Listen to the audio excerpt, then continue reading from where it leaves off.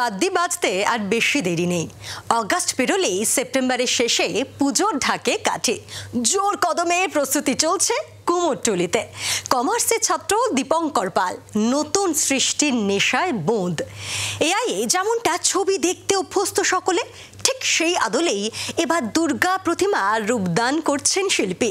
প্রতিমার মুখের আদল অনেকটাই পুতুলের মতো। মা দুর্গার সন্তান সহ বাহনদের মানানসই রূপ নিজের কল্প ভাবনাকে মিশিয়ে কুমারটুলির ইতিহাসে নতুন এক অধ্যায় তৈরি করতে চলেছেন এই শিল্পী।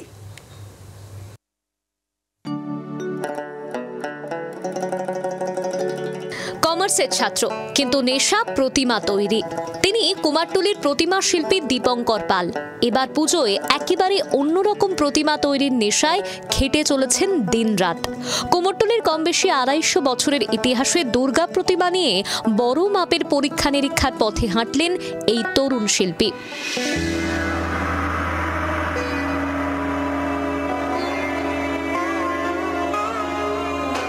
এআই এর সৌজন্যে কখনো আমরা রাজা রানীর বেশ ধারণ করছি, তো কখনো হয়ে যাচ্ছি কার্টুনের চরিত্র। ঈশ্বরে বিশ্বাস ও আধুনিক বিজ্ঞানকে এক সুতোয় বাঁধতে চলেছেন শিল্পী দীপঙ্কর। কৃত্রিম বুদ্ধিমত্তায় যে ধরনের ছবি দেখতে আমরা অভ্যস্ত, শিল্পীর হাতে তৈরি প্রতিমার গড়ন অনেকটা সেরকম। দেবী মূর্তির আদল অনেকটা পুতুলের মতো। মা দুর্গার মুখের সঙ্গে মিলিয়ে তৈরি করছেন লক্ষ্মী, সরস্বতী, কার্তিক, গণেশ ও তাঁদের বাহন।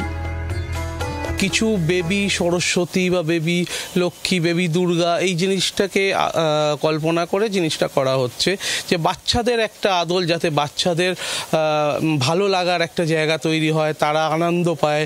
হ্যাঁ, দুর্গাপুজো তো নানা রকম ধরনের এখন দেবী মূর্তি দেখা যায়, তো সেখানে একটু বাচ্চাদের জন্য চিন্তা ভাবনা করেই এই বাচ্চার আদলে মা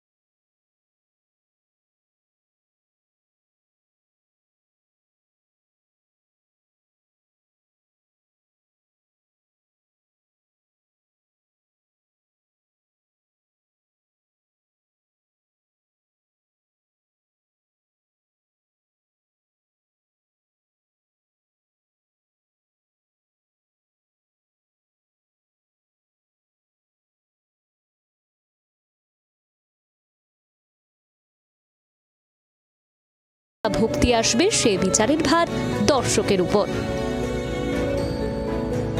এখানে মা দুর্গা থেকে তার সন্তানাদি প্রত্যেকের মুখের মধ্যে এমন একটা আদল রয়েছে, যে আদল আমরা এখন সোশ্যাল মিডিয়ার দৌলতে বিভিন্ন এআই ক্রিয়েশনে দেখতে পাই। এই গোটা ক্রিয়েশনটা শিল্পী দীপঙ্কর পাল তৈরি করেছেন সম্পূর্ণ নিজের মাথা খাটিয়ে, এবং অবশ্যই এই প্রতিমা একরাশ অন্য আঙ্গিকের জন্ম দেবে এমনটা মনে করছেন স্বয়ং শিল্পী।